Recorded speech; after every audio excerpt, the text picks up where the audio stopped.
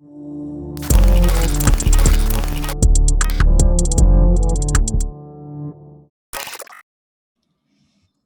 well, hi everyone. Hi, Kamini. Thank you, Kamini. Kamini Wood. Thank you. Yes, yes. Thank you so much for joining me. This is the Legit Podcast, and I'm honored to be the host and to host you and have you as a guest. Really, really appreciate it. So Kamini is a life coach in Cary, North Carolina, and she's passionate about working with people to heal relationships with themselves. Now, I feel like that's a lot to unpack. Mhm. However, I want to start in the beginning. How did you get into this line of work? Okay, so it's a bit of a longer story because I did not just start doing life coaching. So I actually I started working in the business world. I was in the internet world, project manager, and then my husband actually wanted to start a law firm. So I worked building up his law firm, and in that process was really in charge of human resources. Really working with the legal assistants, the paralegals, the lawyers, building them up. Now, simultaneously, I was I was a mom. I am a mom. I'm a mom to five. And so I was realizing a whole lot about myself as a person. One of those things was I tended to be a people pleaser, and I know I'm a perfectionist.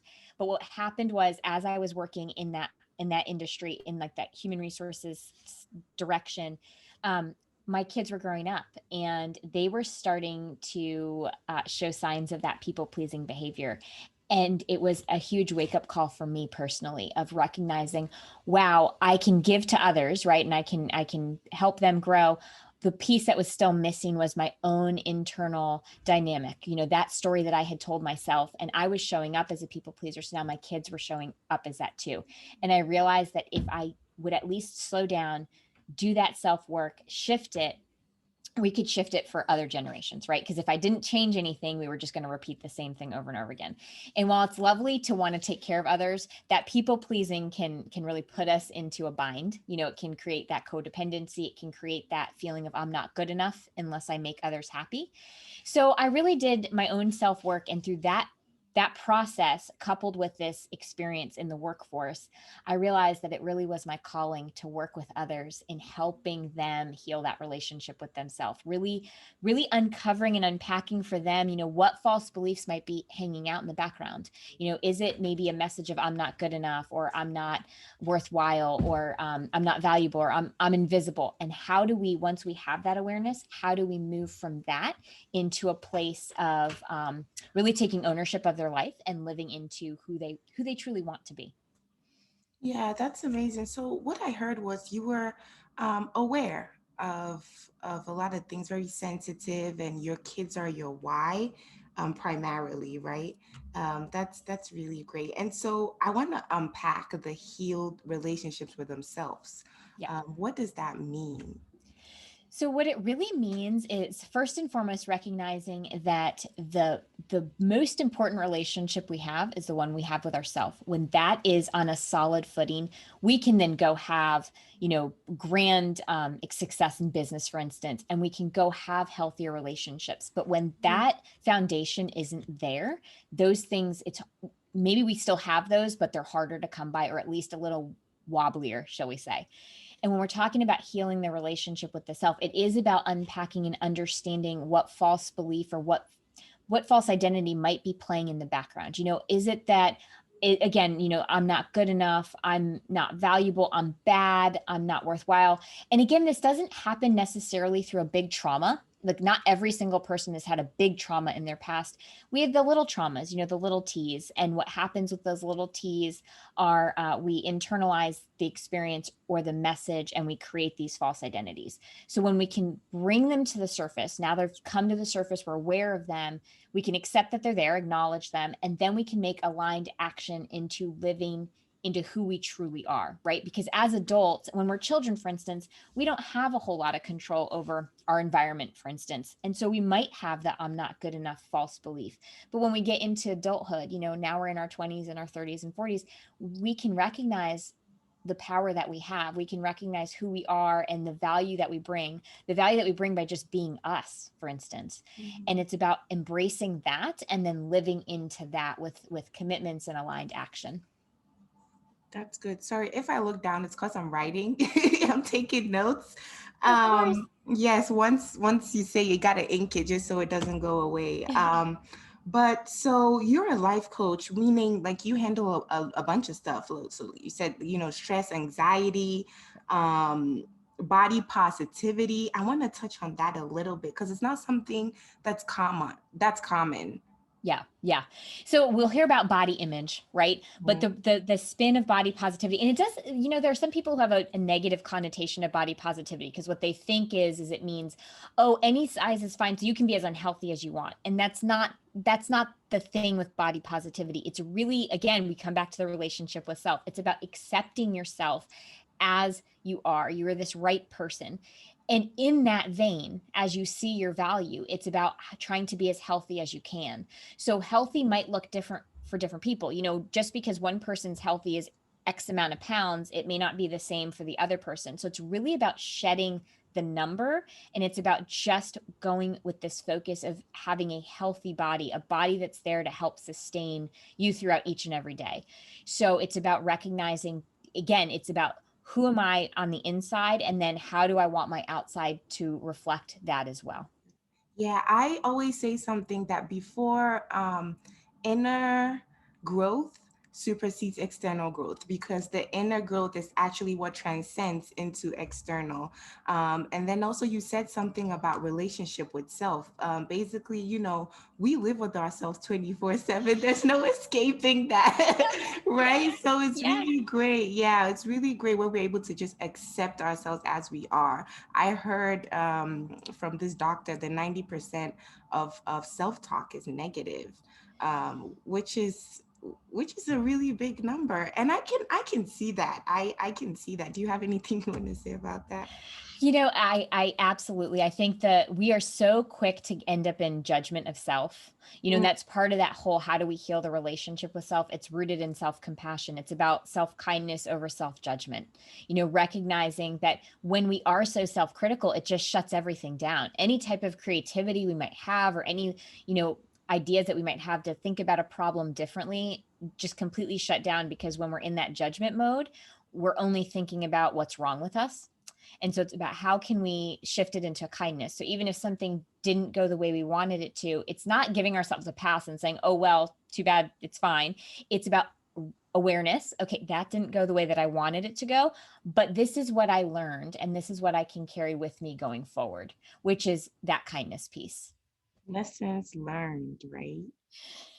Exactly. Yeah, what's the point of going through something if you don't grow from it, right? If you don't take the lesson out of it and Yep. use it as a tool for your next endeavor or your next plan or project or where you want to go. Absolutely. I have realized that usually when we don't do that, we actually go in cycles. Like we're just going in cycles and repeating the same things over and over again Mhm. until, you just have to get it, be aware, and just take the lessons, right? Just take the Yeah, that's a really good point. I think I see it a lot with clients who show up saying, I keep dating the wrong person. I'm having the same, or I'm in a relationship and the same thing happens to me over and over again. And it's exactly to that point, right? Until we can back it up and say, okay, how am I showing up in this dynamic? How might I be contributing to it? What are the things that I'm bringing to the situation? Or just really being aware of and learning from how we've been showing up in the past, and then saying, okay, now that I'm aware of this, how can I shift it? How can I come to this with a different perspective? lesson. So I did a lot of digging. And as part of you being a certified life coach, your specialty is trained in parenting and in conscious uncoupling.